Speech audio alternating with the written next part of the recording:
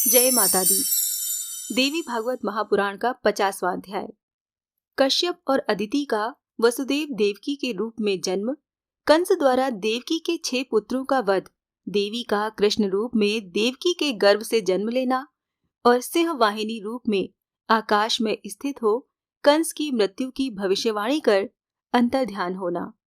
श्री महादेव जी बोले, ब्रह्मा जी के प्रार्थना करने पर साक्षात भगवती देवताओं का कार्य सिद्ध करने के लिए अपने अंश से वसुदेव पुत्र भगवान श्री कृष्ण के रूप में अवतीर्ण हुई और विष्णु भगवान ने भी वसुदेव के घर में महान बल तथा पराक्रम वाले श्री बलराम एवं दूसरे पांडु पुत्र धनुर्धरों में श्रेष्ठ अर्जुन, इन 2 रूपों में होकर पृथ्वी तल पर जन्म लिया। महामते, अब उनके जन्म के संबंध में विस्तार से सुनिए। उसमें मैं प्रारंभ में श्री बलराम और श्री कृष्ण के जन्म का वर्णन करूंगा, आप उसे सुने। प्राचीन काल में देवताओं की माता अदिति तथा प्रजापति कश्यप ने दीर्घ काल तक सच्ची भक्ति से भगवती की उपासना की। उन दोनों ने निराहार रहते हुए शीतकाल में जल में खड़े होकर तथा ग्रीष्म काल में अग्नि के मध्य स्थित रहकर 2000 दिव्य वर्षों तक भक्ति पूर्वक कठोर तप किया। उन दोनों पर परम प्रसन्न होकर भगवती जगदीश्वरी साक्षात प्रकट हो गई और बोली, आप दोनों की क्या अभिलाषा है? जो भी हो उसे मांग लीजिए। तब उन दोनों ने देवी को बार बार साष्टांग प्रणाम करके उनसे कहा, माता, आप हम दोनों के घर में लीला पूर्वक जन्म ग्रहण कीजिए। सुरोत्तमे, जैसे दक्ष प्रजापति के घर में आपका जन्म हुआ था, उसी प्रकार द्वापर युग के अंत में पृथ्वी तल के किसी स्थान पर हमारे घर में भी आप जन्म लें। श्री देवी जी बोली, स्त्री रूप में अवतीर्ण शंभु की अभिलाषा पूर्ण करने के लिए मैं अपनी इच्छा से नवीन मेघ के समान कांति वाले पुरुष रूप में आविर्भूत होंगी तथा मेरी ये मुंडमाला भी वनमाला हो जाएगी। मेरा ये भयानक विग्रह सौम्य रूप 2 नेत्रों तथा 2 भुजाओं से युक्त, पीतांबर से सुशोभित, हाथ में वंशी लिए हुए तथा गोपियों के मन को आकर्षित करने वाला ऐश्वर्य युक्त भगवान विष्णु के लक्षणों से संपन्न होगा। श्री महादेव जी बोले, मुनि श्रेष्ठ, ऐसा कहकर वो महादेवी उन दोनों के समक्ष ही अंतर ध्यान हो गईं और वो दोनों प्रसन्न होकर अपने स्थान को चले गए। वो प्रजापति कश्यप यदुकुल में जन्म लेकर वसुदेव इस नाम से भूलोक में विख्यात हुए और नारद उन अदिति ने भी दुष्ट प्रकृति वाले राजा कंस की बहन देवकी तथा रोहिणी इन 2 रूपों में जन्म लिया। मुनि श्रेष्ठ, शरतकालीन चंद्रमा के समान मुख वाली उन देवकी तथा रोहिणी के साथ वसुदेव ने विधान पूर्वक विवाह किया। रानी देवकी के उस विवाह में महान असुर कंस ने बहन के स्नेह के कारण बहुत बड़ा मंगल उत्सव किया। तत्पश्चात देवकी तथा वसुदेव के प्रस्थान के समय अत्यंत दुष्ट बुद्धि वाला कंस भी रथ पर चढ़कर उन दोनों के साथ आया। मुने, इस समय अचानक देव भाषा में आकाश से अशरीरी वाणी अर्थात आकाशवाणी उत्पन्न हुई कि राजन महीपते, इसके 8वें गर्भ से जो बालक उत्पन्न होगा वो निश्चित रूप से तुम्हारा संहार करने वाला होगा। ऐसा सुनकर वो दुष्ट बुद्धि कंस देवकी को काट डालने की इच्छा से तलवार लेकर अकस्मात बड़े वेग से उनकी ओर दौड़ा। तब उन महामती वसुदेव ने उनके चरणों में गिरकर निवेदन किया कि इसके गर्भ से उत्पन्न सभी संतानें मैं आपको दे दूंगा और आप उसे लेकर जो चाहे सो कीजिएगा। मुनि श्रेष्ठ, तत्पश्चात उस दुष्ट स्वभाव कंस ने वहां रक्षक नियुक्त कर दिए और इस प्रकार उन देवकी को जान से मारने का विचार छोड़ दिया। उस दुष्ट आत्मा ने रक्षकों से कह दिया कि रक्षकों, जब इसके पुत्र उत्पन्न हो तब तुम लोग मेरे पास आकर मुझसे बता देना और इसके 8वें गर्भ के होने पर तुम लोग मुझसे अवश्य कहना, तब मैं अपनी इस बहन का गर्भ सहित वध कर दूंगा। देवकी के लिए नियुक्त रक्षकों को ये आदेश देकर वो दुरात्मा कंस खिन्न मनस्क होकर मंत्रियों के साथ अपने भवन में प्रविष्ट हो गया। तदंतर उन देवकी की संतान उत्पन्न होने पर रक्षक गण उसकी आज्ञा के अनुसार उसे बता दिया करते थे और मुनि श्रेष्ठ, वो पापात्मा कंस देवकी से उत्पन्न हुए पुत्रों के विषय में सुन सुनकर वहां पहुंच जाता था तथा उन नवजात शिशुओं को हाथ से पकड़कर उन्हें पत्थर पर पटक पटक कर मार डालता था। इस प्रकार देवकी के गर्भ से उत्पन्न 6 संतानों को मारकर उस मूर्ख बुद्धि कंस ने 7वें गर्भ के लिए देवकी के रक्षकों को अत्यंत सावधान कर दिया। इस बीच जगतपति ब्रह्मा जी विचार विमर्श करने के लिए सभी देवताओं के साथ कैलाश शिखर पर गए। उन्होंने महादेवी तथा सदाशिव को प्रणाम करके भगवती के समक्ष दोनों हाथ जोड़कर उनसे ये वचन कहा। ब्रह्मा जी बोले, माता, आपने कहा था कि पृथ्वी तल पर देवकी के गर्भ से पुरुष रूप में जन्म लेकर मैं पृथ्वी के भार का निश्चित रूप से शमन करूंगी। अत्यंत नीच बुद्धि वो राजा कंस पैदा होते ही उसकी सभी संतानों को शिला पर पटक कर मार डालता है। पूर्व काल में देवकी के विवाह में उस दुर्मति कंस के लिए भयदायक बड़े ऊंचे स्वर में आकाशवाणी हुई थी कि दुर्मते, देवकी के गर्भ से जो 8वां बालक उत्पन्न होगा वो तुम्हारा विनाशकारी होगा, ऐसा तुम निश्चित रूप से जान लो। शिवे, तब उसे सुनकर अत्यंत नीच उस कंस ने उसी क्षण देवकी को काट डालने का प्रयास किया। तब वसुदेव ने उत्पन्न होने वाली संतानों को उसे सौंप देने की प्रतिज्ञा करके देवकी को मारने से रोक दिया। तत्पश्चात अत्यंत मूर्ख बुद्धि कंस ने ये निश्चय किया कि इसके 8वें गर्भ के होने पर मैं देवकी को अवश्य ही मार डालूंगा। इसीलिए उग्र प्रतापी तथा अपराजेय होते हुए भी उस कंस ने देवकी के गर्भ से उत्पन्न 6 पुत्रों को पैदा होते ही मार डाला। परमेश्वरी, अब यदि आप देवकी के 7वें गर्भ से जन्म नहीं लेंगी, तब फिर देवकी से आपका जन्म कैसे होगा और आप पृथ्वी के भार का नाश किस प्रकार करेंगी, ये मुझे बताइए। श्री देवी बोली, ब्राह्मण, आकाशवाणी अन्यथा नहीं हो सकती। देवकी के 8वें गर्भ से मेरा जन्म अवश्य होगा। कमलासन, मैं आपको उपाय बता रही हूँ, आप उसी के अनुसार प्रयास कीजिए। अब आप विलंब मत कीजिए और शीघ्रता पूर्वक बैकुंठ लोक के लिए प्रस्थान कीजिए।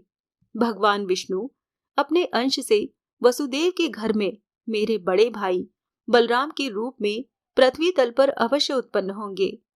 पूर्व काल में इन विष्णु के साथ मेरी इस प्रकार की वचनबद्धता भी हो चुकी है।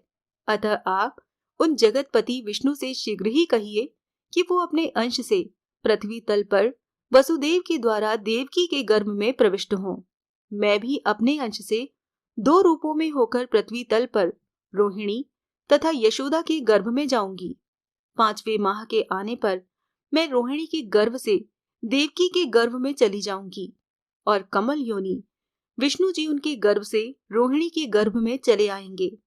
इस प्रकार देवकी के 8वें गर्भ से मेरा जन्म हो जाएगा और वो दुर्बुद्धि कंस इस 8वें गर्भ को समझ भी नहीं पाएगा। इस प्रकार मैं देवकी के गर्भ से श्री कृष्ण के रूप में जन्म लेकर सैनिकों सहित उस दुष्ट कंस को समय आने पर मार डालूंगी। जब तक इस कंस का पुण्य कर्म क्षीण नहीं होता, तब तक उस हेतु जो कुछ किया जाना चाहिए उसे आप मुझसे सुनिए।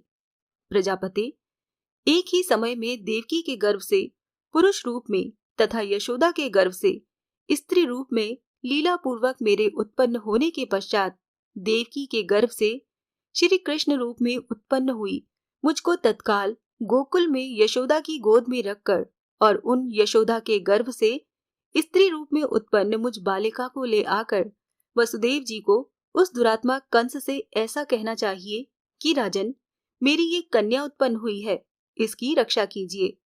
तत्पश्चात जब वो असुर कंस उसे मारने का प्रयास करेगा, उसी समय मेरी वो मूर्ति उसके संहारक श्री कृष्ण के विषय में कहते हुए उस दुर्बुद्धि कंस के देखते देखते आकाश में चली जाएगी। कमलासन, तदंतर उस कंस के प्रारब्ध कर्म के क्षीण होने पर मैं गोकुल से आकर उस नीच को मार डालूंगी। श्री महादेव जी बोले, देवी के इस प्रकार कहने पर भगवान ब्रह्मा बैकुंठ आ गए और उनके द्वारा जो कुछ कहा गया था वो सब उन्होंने विष्णु जी से कह दिया। महामते, उसे सुनकर भगवान विष्णु ने अपने अंश द्वारा रोहिणी के गर्भ से उत्पन्न होने के लिए देवकी के गर्भ में प्रवेश किया और इधर जगत धात्री भगवती भी पृथ्वी का भार मिटाने के लिए 2 रूपों में विभक्त होकर रोहिणी तथा यशोदा के गर्भ में प्रतिष्ठित हुई। इसके बाद श्री कृष्ण रूप में जन्म लेने के लिए वो भगवती 5वें महीने में रोहिणी के गर्भ से देवकी के गर्भ में प्रविष्ट हुई तथा विष्णु जी रोहिणी के गर्भ में चले गए।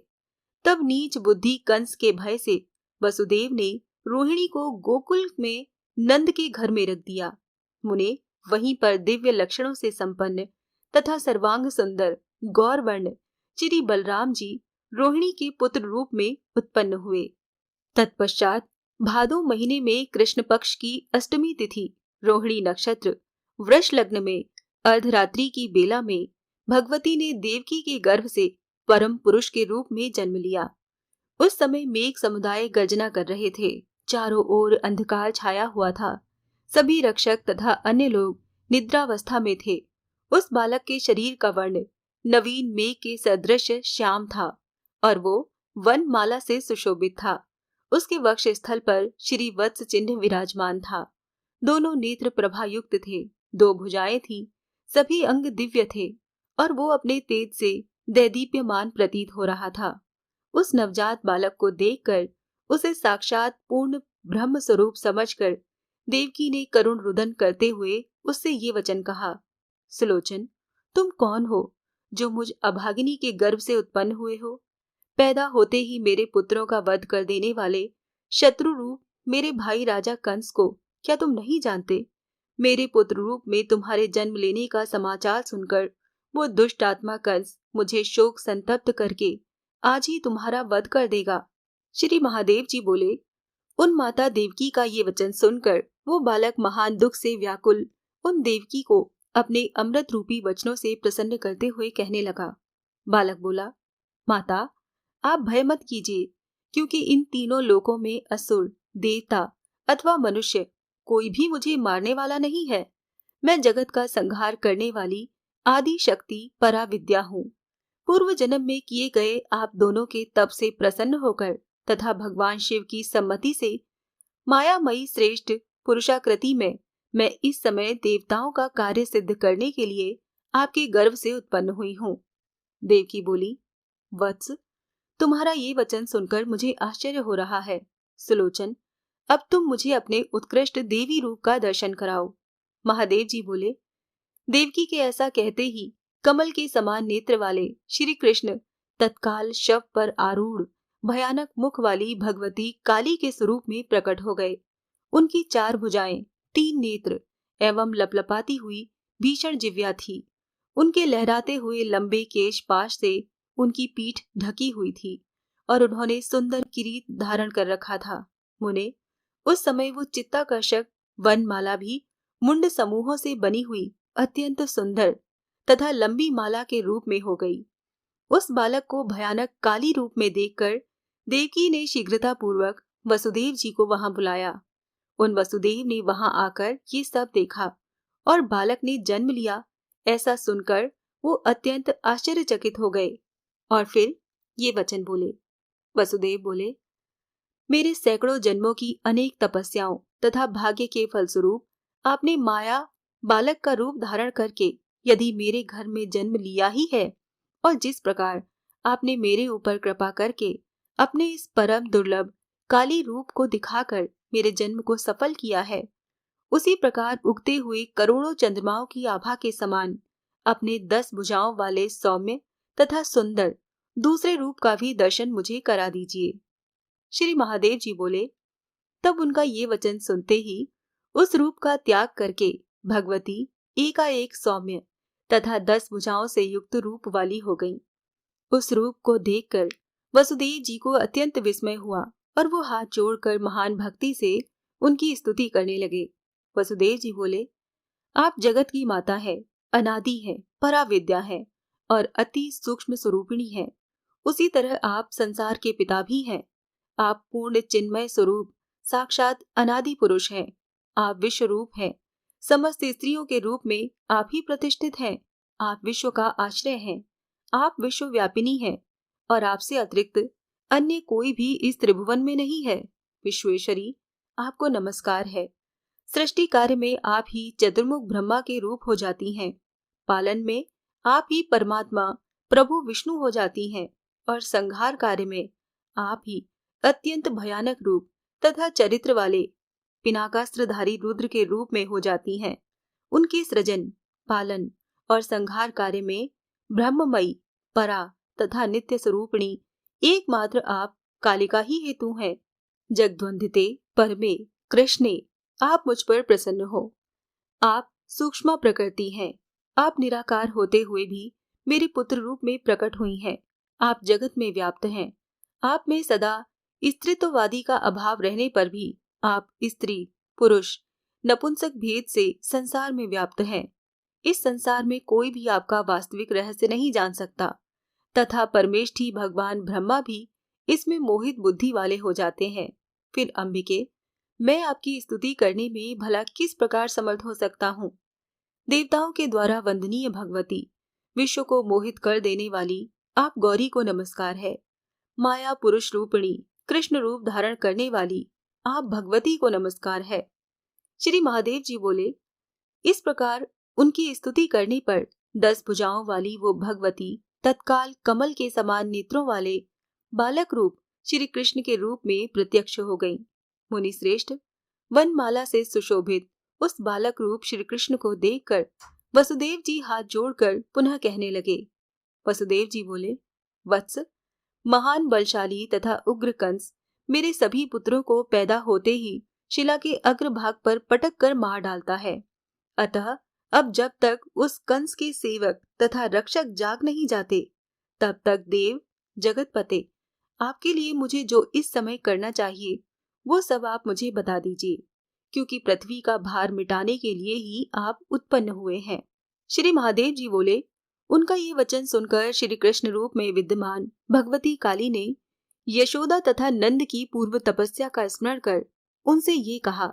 श्री कृष्ण बोले, तात महामते, अत्यंत सतर्क दृष्टि रखने वाले मामा कंस के भय से बचने के लिए इस समय आपको जो करना है उसे बताता हूँ, सुनिए। आज ही अष्टमी तिथि के व्यतीत होने पर गोकुल में यशोदा के गर्भ से मेरी एक दूसरी कन्या मूर्ति प्रादुर्भूत हुई है। मेरी माया से मोहित होने के कारण निद्रा में निमग्न यशोदा को उन कमल सदृश्य नेत्रों वाली सर्वांग सुंदरी गौरी के विषय में जानकारी नहीं है। आप शीघ्रता पूर्वक वहां जाइए और मुझे वहां रखकर तथा उस कन्या को यहाँ लाकर ये बात प्रचारित कर दीजिए कि मेरी एक सुंदर कन्या उत्पन्न हुई है। तत्पश्चात उस कन्या को मारने के लिए जब मेरा मामा वो दुष्ट कंस कुपित होकर शिला पर पटकने के लिए मुझे उठाएगा, तब पिताजी देवताओं के कार्य सिद्ध करने के लिए उस कंस का वध करने वाले मेरे विषय में बताकर वो कन्या उसके देखते देखते आकाश में चली जाएगी। तत्पश्चात कुछ समय तक गोकुल में रहने के बाद यहाँ आकर मैं दुष्ट आत्मा मामा कंस का वध करूंगा। श्री महादेव जी बोले, महामुनि, उस बालक की ये बात सुनकर वसुदेव जी उसे लेकर गोकुल की ओर चल पड़े।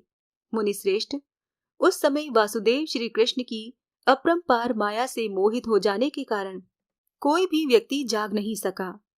अपने पुर से निकलकर वसुदेव जी ने अपने तेज से दैदीप्यमान पुत्र को बार बार देखकर अत्यंत दुखी होकर इस प्रकार कहते हुए बहुत बार रुदन किया, हे वत्स, तुम मुझ पापी के घर में किस लिए पैदा हो गए हो?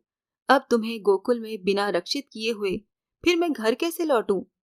इस प्रकार अनेक तरह से रोते कलपते और अपने आंसुओं से उस बालक को सींचते हुए वसुदेव जी ने श्री कृष्ण की कृपा से यमुना नदी को पार कर बालक रूप भगवती के साथ नंद जी के भवन में अज्ञात रूप से प्रवेश किया और वहां पर सुंदर सी कन्या को जन्म देने वाली यशोदा को देखा। उस समय वो यशोदा जी सोई हुई थी। उन्हें अपने उदर से उत्पन्न कन्या की जानकारी नहीं थी और उनके साथ उनकी सखियां भी इधर उधर सोई पड़ी थीं। तत्पश्चात वसुदेव जी श्री कृष्ण को वहीं पर रखकर और उस कन्या को लेकर तत्काल घर से निकल गए। मुने, उस समय 10 भुजाओं से युक्त तथा मनोरम तेज से प्रदीप्त वो भगवती वसुदेव की गोद में अत्यधिक सुशोभित हो रही थीं।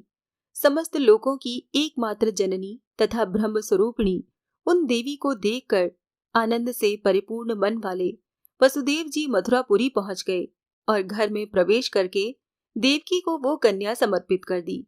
इसके बाद उन महामती वसुदेव जी ने रक्षकों को बताया कि कन्या ने जन्म लिया है। तदंतर उन रक्षकों ने भी घोर दुष्ट आत्मा उस कंस से तत्काल जाकर कहा, राजन, देवकी के 8वें गर्भ से एक कन्या उत्पन्न हुई है। महामुने, इसे सुनकर उस पापात्मा कंस ने उन रक्षकों से कहा, उसे यहाँ शीघ्र लाओ, मैं बिना कुछ सोच विचार के उसका वध कर दूंगा। उसकी बात सुनकर रक्षकों ने वो कन्या लाकर उस नीच बुद्धि कंस को दे दी। उस कन्या को अत्यंत सुदृढ़ देखकर मानो वो पत्थरों से बनी हुई हो। वो पापात्मा कंस नहीं जान सका कि ये कन्या सृजन, पालनहार तथा संहार करने वाली परमेश्वरी भगवती देवी ही है, और उसे मारने की इच्छा से उसने अपने बाएं हाथ की मुट्ठी से कसकर पकड़ लिया। उस समय कठोर विग्रह वाली उस कन्या को शिला से निर्मित मानकर उसने उस कन्या को पत्थर पर पटकने की इच्छा से ऊपर उछाला। तत्पश्चात आकाश में स्थित होकर सिंह के पृष्ठ पर आरूढ़ और महान तेज से जाज्वल्यमान भगवती देवी ने उस पाप बुद्धि कंस से कहा। श्री देवी बोली, दुरात्मन, तुम्हारे विनाश के लिए मैं ही अपने अंश से माया के प्रभाव से वसुदेव के द्वारा देवकी के गर्भ से पुरुष रूप में उत्पन्न होकर गोकुल में नंदगोप के घर में विराजमान हूँ। श्री महादेव जी बोले, ऐसा कहकर सिंह पर विराजमान वो भगवती देवताओं का कार्य सिद्ध करने के लिए उस नीच बुद्धि कंस के देखते देखते अंतरिक्ष में चली गईं। ये अध्याय यहीं पर संपूर्ण होता है। जय माता दी।